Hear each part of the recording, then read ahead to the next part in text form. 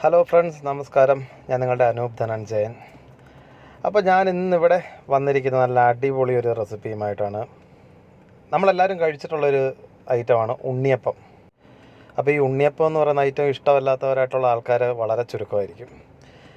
അപ്പം നമുക്ക് ഈ ഉണ്ണിയപ്പം വളരെ സോഫ്റ്റായിട്ടും വളരെ ടേസ്റ്റിയിലും നമുക്കിത് എങ്ങനെ ഉണ്ടാക്കാമെന്ന് നമുക്കൊന്ന് നോക്കാം. അപ്പോൾ നമുക്ക് നേരെ നമ്മുടെ കുക്കിങ്ങിലേക്ക് പോകാം. അപ്പോൾ ഞാനിവിടെ നമ്മുടെ നാഴി, അതായത് പണ്ട് കാലത്തൊക്കെ നമ്മൾ അരിയൊക്കെ അളക്കാനൊക്കെ ആയിട്ട് ഉപയോഗിക്കുമായിരുന്നു, നാഴി എന്ന് പറയുന്നതിന്. അപ്പോൾ ഈ നാഴിക്ക് 2 നാഴി പച്ചരിയാണ് എടുത്തിരിക്കുന്നത്.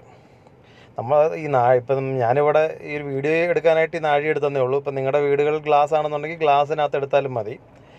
ഞാനിപ്പം 2 നാഴി പച്ചരി, ഇത് കണ്ടോ, ഈ പച്ചരിയാണ് എടുത്തേക്കുന്നത്. അപ്പോൾ ഈ പച്ചരി ഞാൻ ഒരു പാത്രത്തിലേക്ക് ഇട്ടതിന് ശേഷം അതിലേക്ക് ആവശ്യത്തിനുള്ള വെള്ളം, ആ പച്ചരി മുങ്ങിക്കിടക്കാനുള്ള പരുവത്തിനുള്ള രീതിയിൽ വെള്ളം ഒഴിച്ച് വെക്കാം. അപ്പോൾ ഈ ഒരു അരി കുതിർന്ന് വരാനായിട്ട് നമുക്കിത് മിനിമം ഒരു 2 മണിക്കൂറെങ്കിലും ഇത് കുതിരാൻ വെക്കണം. നമ്മുടെ അരിയെല്ലാം കുതിർന്ന് വന്നു കഴിയുമ്പോഴത്തേക്ക് ഈ അരി എന്താ ചെയ്യേണ്ടത്, നമ്മൾ ആ വെള്ളമെല്ലാം ഊറ്റിക്കളഞ്ഞ് നമ്മളൊരു അരിപ്പയ്ക്കകത്ത് വെച്ച് വെള്ളമെല്ലാം നല്ല വൃത്തിയായിട്ട് ഊറ്റിക്കളയണം. വെള്ളം ഊറ്റിക്കളഞ്ഞതിന് ശേഷം ഇത് നേരെ മിക്സിക്കകത്തിട്ട് പൊടിച്ചെടുക്കണം. പൊടിക്കുമ്പം പ്രത്യേകം ശ്രദ്ധിക്കുക, ഒരുപാട് അങ്ങ് പൊടിഞ്ഞു പോകാൻ പാടില്ല. ആ ഒരു തരിതരിപ്പുള്ള രീതി വേണം പൊടിച്ചെടുക്കാനായിട്ട്.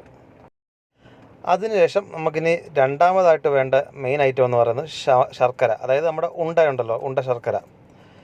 ഈ സാധനം ഞാനിപ്പോൾ ഒരു 1/4 കിലോ ശർക്കര എടുത്തിട്ടുണ്ട്. അതായത് 2 നാഴി അരിക്ക് ഞാൻ 1/4 കിലോ ശർക്കര എടുത്തിട്ടുണ്ട്. ഈ ശർക്കര നമുക്കിതൊന്ന് പൊടിച്ചെടുക്കണം. ഞാൻ ചെറുതായിട്ട് ചീവിയായിട്ട് ഇത് പൊടിക്കാനായിട്ട് മിക്സിക്ക്, ഞാൻ ആ അരി പൊടിച്ച മിക്സിയാണിത്. അതിനകത്ത് തന്നെ ഇട്ടതൊന്ന് പൊടിച്ചെടുക്കാമെന്ന് വെച്ചു. അപ്പോൾ ഇതൊന്ന് പൊടിച്ചെടുക്കാം നമുക്ക്. അതിനുശേഷം ഇതിനകത്ത് അടുത്ത ചേർക്കേണ്ടതായിട്ടുള്ള ഐറ്റം എന്ന് പറയുന്നത് പഴം. ഇത് ഞാനിപ്പോൾ ഇവിടെ എടുത്തിരിക്കുന്നത് പാളയൻ കോടൻ പഴം എന്നാണ് ഈ പഴത്തിൻ്റെ പേര്. ആക്ച്വലി ഈ ഒരു പഴമാണ് നമ്മുടെ ഉണ്ണിയപ്പം ഉണ്ടാക്കാൻ ഏറ്റവും ബെറ്റർ. ഈ പഴവും നമ്മൾ പൊടിച്ചെടുത്ത ശർക്കരയുണ്ടല്ലോ, കണ്ടോ, ആ മിക്സിക്ക് അടിക്കി കിടക്കുന്നുണ്ടോ, ആ ശർക്കരയും ഒരു നുള്ളുപ്പ്, ഈ ഉപ്പും കൂടി ഇതിനകത്തേക്ക് ഇട്ടതിന് ശേഷം ഇത് നമുക്ക് നല്ലപോലെ ഒന്ന് അടിച്ചെടുക്കണം. ഞാനിവിടെ ഒരു 10-15 തോളം പഴം എടുത്തിട്ടുണ്ട്. കാരണം ഈ പഴം എന്തോരം കൂടുമോ അത്രയും ടേസ്റ്റാണ് ഇതിന്, അത്രയും ആ ഒരു സോഫ്റ്റ്നെസ് കിട്ടുകയും ചെയ്യും. അതുകൊണ്ടിട്ടാണ് ഞാൻ 15 പഴം എടുത്തിരിക്കുന്നത്. അപ്പോൾ ഇനിയിപ്പോൾ നമുക്ക് അടുത്തതായിട്ട് നമ്മൾ നേരത്തെ പൊടിച്ച് മാറ്റി വെച്ചിരുന്ന നമ്മുടെ അരിപ്പൊടി ഉണ്ടല്ലോ, ഈ അരിപ്പൊടി നമുക്കൊരു പാത്രത്തിലേക്ക് മാറ്റാം. അപ്പം ഞാൻ നേരത്തെ പറഞ്ഞില്ല, ഈ അരിപ്പൊടി നമ്മൾ പൊടിക്കുന്ന സമയത്ത് ഇത് ഒരുപാടങ്ങ് പൗഡറായി പോകാൻ പാടില്ല.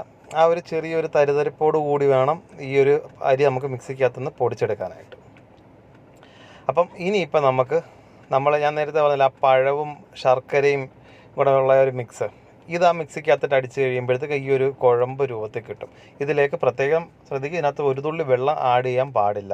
ആ പഴവും ശർക്കരയും കൂടെ കുഴഞ്ഞ് കഴിയുമ്പോഴത്തേക്ക് ഈ ഒരു പരുവത്തിന് നമുക്ക് നല്ല വൃത്തിയായിട്ട് കിട്ടുകയും ചെയ്യും. അപ്പോൾ ഇതിനി നമുക്ക് നല്ല പോലെ ഒന്ന് മിക്സ് ചെയ്യാം. ഇത് മിക്സ് ചെയ്യുന്ന സമയത്തും ശ്രദ്ധിക്കേണ്ട ഒരു കാര്യമുണ്ട്. അതായത് നമ്മുടെ ഈ മാവുണ്ടല്ലോ, ഈ മാവ് കട്ട കെട്ടാൻ പാടില്ല. അതായത് ചിലപ്പോൾ നമ്മൾ ഇളക്കുന്ന സമയത്ത് ഈ മാവ് കട്ട കെട്ടാൻ ചാൻസസ് ഉണ്ട്. ഇപ്പോൾ അഥവാ എന്തെങ്കിലും അങ്ങനെ ഒരു കട്ട കെട്ടുന്ന ഒരു സിറ്റുവേഷൻ വന്നു കഴിഞ്ഞാൽ ഇത് ജസ്റ്റ് ഒരു മിക്സിക്കകത്തിട്ടൊന്ന് അടിച്ചെടുത്താലും കുഴപ്പമുള്ളതല്ല. ഇപ്പം ഞാനിപ്പോൾ ഇത് മിക്സിക്കകത്ത് അടിക്കുന്നില്ല, ഞാനിപ്പോൾ കൈക്ക് തന്നെ ഞവടി എടുക്കാനുള്ള ഇതിലാണ്. കൈക്ക് കൊണ്ട് തന്നെ നല്ലപോലെ ഇതൊന്ന് കുഴച്ചെടുക്കുകയാണ് ഞാനിത്. നമ്മുടെ പൊടിച്ചെടുത്ത അരിപ്പൊടിയും നമ്മുടെ ശർക്കരയും പഴവും കൂടെ അരച്ചതാണിത്. ഇപ്പോൾ നമുക്ക് നല്ലപോലെ ഒന്ന് കുഴച്ചെടുക്കാം. കണ്ടോ, ഈ ഒരു പരുവത്തിന് ഇത് നല്ലപോലെ നമുക്കിത് കുഴച്ചെടുക്കണം. എന്നിട്ട് ഇത് നല്ലപോലെ കുഴച്ചതിന് ശേഷം ഇതിനകത്ത് വേറൊരു കാര്യം, ഇതിനി നമുക്ക് കുറഞ്ഞതൊരു 1 മണിക്കൂറെങ്കിലും വെക്കണം. ഇത് എത്ര നേരം നമ്മളിത് വെക്കുന്നോ ഇതത്രയും നല്ലതാണ്. ഇപ്പം ഞാനിപ്പോൾ എന്തായാലും 2-3 മണിക്കൂർ വെക്കുന്നുണ്ട്. ഇതിപ്പോൾ നമുക്കിതൊന്ന് ഒരു 2-3 മണിക്കൂറത്തേക്ക് നമുക്കിതൊന്ന് അടച്ചു വെക്കാം. ഇപ്പം നിങ്ങൾക്ക് 1 മണിക്കൂർ മിനിമം വെച്ചാലും കുഴപ്പമൊന്നുമില്ല. ഇപ്പം ഞാനിത് 3 മണിക്കൂർ വെക്കുന്നതേ ഉള്ളൂ. അപ്പോൾ ഇപ്പോൾ ഏകദേശം ഒരു 3 മണിക്കൂറൊക്കെ കഴിഞ്ഞു. ഞാനിപ്പം ഇവിടെ നമ്മുടെ തേങ്ങാക്കൊത്ത്, തേങ്ങ ചെറിയ ചെറിയ പീസുകളായിട്ട് കട്ട് ചെയ്ത് വെച്ചിരിക്കുന്നതാണിത്. ഈ തേങ്ങാക്കൊത്ത് ഇനി നമുക്ക് എണ്ണയിലൊന്ന് ജസ്റ്റ് ഒന്ന് ഫ്രൈ ചെയ്തെടുക്കാം. ഇത് നമുക്ക് നെയ്ക്കകത്ത് വേണേലും ഫ്രൈ ചെയ്യാം കേട്ടോ. കാരണം ഞാനിപ്പം എന്താ പറയുന്നത്, ജസ്റ്റ് നമ്മുടെ കോക്കനട്ട് ഓയിലിനകത്താണ് ഇതെല്ലാം ഉണ്ടാക്കുന്നത്. ഇപ്പോൾ ഈ എണ്ണ ഫ്രൈ ചെയ്യുന്നതും ഈ ഉണ്ണിയപ്പം നമ്മൾ ഫ്രൈ ചെയ്ത് ഉണ്ടാക്കാൻ പോകുന്നതെല്ലാം കോക്കനട്ട് ഓയിലാണ്. പക്ഷേ നെയ്ക്കകത്ത് ഫ്രൈ ചെയ്തെടുക്കുകയാണെങ്കിൽ അത്രയും കൂടെ ടേസ്റ്റാണ്, പക്ഷേ കുറച്ച് എക്സ്പെൻസീവാണ്. അപ്പോൾ നമുക്ക് ഈ തേങ്ങാക്കൊത്ത് നല്ലപോലെ ഒന്ന് ഫ്രൈ ചെയ്തെടുക്കാം. ഏകദേശം ഒരു ബ്രൗൺ കളറായി വരുന്നിടം വരെ നമുക്കിതൊന്ന് ഫ്രൈ ചെയ്തെടുക്കണം. ഒരുപാട് കരിഞ്ഞു പോകാനും പാടില്ല, പ്രത്യേകം ശ്രദ്ധിക്കണം. അപ്പോൾ നമുക്കിതൊന്ന് ഫ്രൈ ചെയ്തെടുക്കാം. കണ്ടോ, ഈ ഒരു പരുവേ ആകാൻ പാടുള്ളൂ. ഇത് ആ ഒരു ബ്രൗൺ കളർ വന്നുണ്ട്, ആ ഒരു ബ്രൗൺ കളർ വരുമ്പോഴത്തേക്ക് നമുക്കിത് മാറ്റാം. നമുക്ക് ഈ ഒരു പരുവത്തിന് ആകാൻ പാടുള്ളൂ. അപ്പോൾ നമുക്കിത് ഒരു പാത്രത്തിലേക്ക് നമുക്കൊന്ന് മാറ്റി വെക്കാം. ഇത്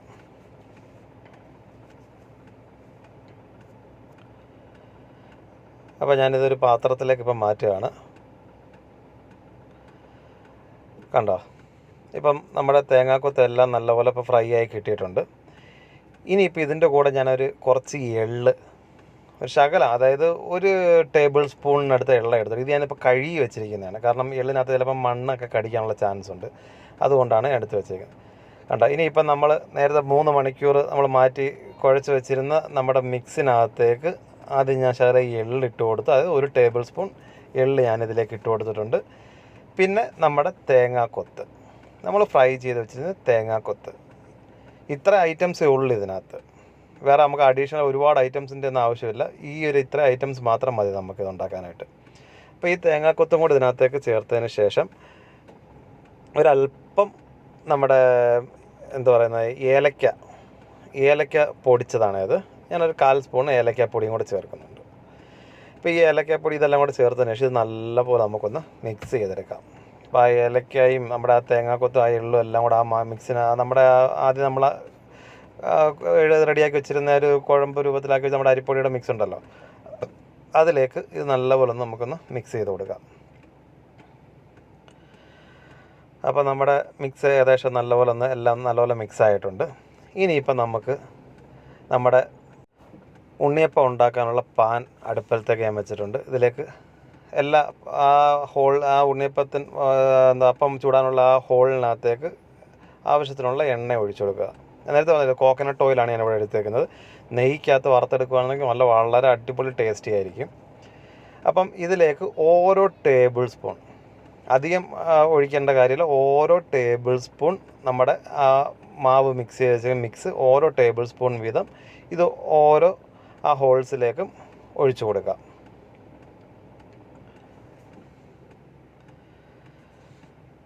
അപ്പം ഇത് പ്രത്യേകം ശ്രദ്ധിക്കുക, തീ അധികം കൂട്ടി വെച്ച് ചെയ്യാൻ പാടില്ല. പെട്ടെന്ന് കരിഞ്ഞ് പെട്ടെന്ന് അത് കരിഞ്ഞു പോകാനുള്ള ചാൻസ് ഉണ്ട്. അതുകൊണ്ട് തീ ഏറ്റവും കുറച്ച് വെച്ചതിന് ശേഷം മാത്രമേ നമ്മുടെ ഈ മാവ് ഇട്ട് കൊടുക്കാവുള്ളൂ. അപ്പോൾ എല്ലാ ഹോൾസിലേക്കും നമുക്ക് ഓരോ ടേബിൾ സ്പൂൺ വീതം ഒഴിച്ചു കൊടുക്കാം. കാരണം ഇത് അധികം ഞാനിപ്പോൾ ഒരു ടേബിൾ സ്പൂൺ മതിയെന്ന് പറയാൻ കാരണം അധികം ഒഴിച്ച് കഴിഞ്ഞാൽ ഇത് അങ്ങോട്ടും ഇങ്ങോട്ടും തമ്മിൽ ഒട്ടിപ്പിടിക്കാൻ, കാരണം ഇത് മൊത്തം സ്പ്രെഡായിട്ട് ഒട്ടിപ്പിടിക്കാനൊക്കെ ഉള്ള ചാൻസസ് ഉണ്ട്. ഒരു ടേബിൾ സ്പൂൺ കറക്റ്റാണത്. കണ്ടോ, ഇപ്പം നമ്മുടെ ഉണ്ണിയപ്പം എല്ലാം ഏകദേശം നല്ലപോലെ ഒന്ന് പൊങ്ങി വന്നിട്ടുണ്ട്. കണ്ടോ, ഇപ്പം ഒരു സൈഡ് ഏകദേശം എല്ലാം നല്ലപോലെ വെന്തിട്ടുണ്ട്. ഇപ്പം നമുക്കിത് ഒന്ന് മറിച്ചിടാം.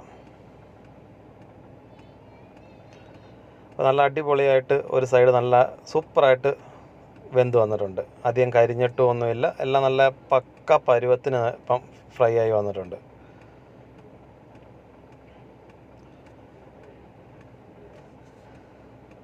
കണ്ടോ, ഇത്രയേ ഉള്ളൂ. ഇതിനിയിപ്പം നല്ലപോലെ നമുക്കൊന്ന് ഫ്രൈ ആക്കി അടുത്ത അതിൻ്റെ ഓപ്പോസിറ്റ് സൈഡും കൂടെ ഒന്ന് ഫ്രൈ ആയി കഴിഞ്ഞാൽ നമ്മുടെ ഉണ്ണിയപ്പം ഇവിടെ റെഡി ആയി കഴിഞ്ഞു. കണ്ടില്ലേ, ഇത്രയേ ഉള്ളൂ കാര്യം. നമ്മുടെ ഉണ്ണിയപ്പം ഉണ്ടാക്കുക എന്ന് പറഞ്ഞാൽ വളരെ സിമ്പിളാണ്. എത്ര എളുപ്പമുണ്ട് ഇത് ഉണ്ടാക്കാനായിട്ട്. കണ്ടോ, ഇപ്പം നമ്മുടെ ഉണ്ണിയപ്പത്തിൻ്റെ ഓപ്പോസിറ്റ് സൈഡും ഏകദേശം ഒന്ന് നല്ലപോലെ വെന്ത് വന്നിട്ടുണ്ട്. ഇത് പ്രത്യേകം ഇതിൻ്റെ വേവ് നിങ്ങൾ അധികം ഒന്നുമില്ല, ആ ഒരു ബ്രൗൺ കളർ ആണ് ഇതിൻ്റെ ഒരു കണക്ക്. രണ്ട് സൈഡ് ഒരു ബ്രൗൺ കളർ ആകുമ്പോഴത്തേക്ക് ആ കറക്റ്റ് പരുവത്തിന് വെന്തു എന്നാണ് അതിൻ്റെ അർത്ഥം. ഇനിയിപ്പോൾ നമുക്കിതൊരു പ്ലേറ്റിലേക്ക് മാറ്റാം. അപ്പോൾ എല്ലാം നല്ല അടിപൊളിയായിട്ട് വെന്തിട്ടുണ്ട്. എല്ലാം ഉള്ളെല്ലാം നല്ല ഫസ്റ്റ് ക്ലാസ് ആയിട്ട് വെന്ത് വന്നിട്ടുണ്ട്. അപ്പോൾ നമുക്ക് നമ്മുടെ ഉണ്ണിയപ്പം ഒരു പ്ലേറ്റിലേക്ക് നമുക്ക് മാറ്റാം. അപ്പോൾ നമ്മുടെ ഉണ്ണിയപ്പം എല്ലാം നല്ല അടിപൊളിയായിട്ട് റെഡിയായി കഴിഞ്ഞു. കണ്ടോ, നമ്മുടെ ഉണ്ണിയപ്പം ഇവിടെ റെഡി. ഓക്കെ, ഞാനെല്ലാം ഞാൻ കാണിച്ചില്ലയോ ആദ്യം ഉണ്ടാക്കി ആ മാവെല്ലാം ഞാനിവിടെ റെഡിയാക്കിയിട്ടുണ്ട്. കണ്ടോ എന്ത് നല്ല സോഫ്റ്റാന്ന് നോക്കി, നല്ല അടിപൊളിയായിട്ട് വന്നിട്ട് നല്ല സൂപ്പർ ടേസ്റ്റിയാണ്. കാരണം ഞാൻ പറഞ്ഞില്ലേ, പഴം നമ്മൾ മാക്സിമം ഇതിനകത്ത് എന്തോരം ചേർക്കുന്നോ അത്രയും ഇത് ടേസ്റ്റിയാണ്. കണ്ടില്ല, നല്ല സൂപ്പർ സോഫ്റ്റാണ്, നല്ല അടിപൊളി ടേസ്റ്റിയാണ്.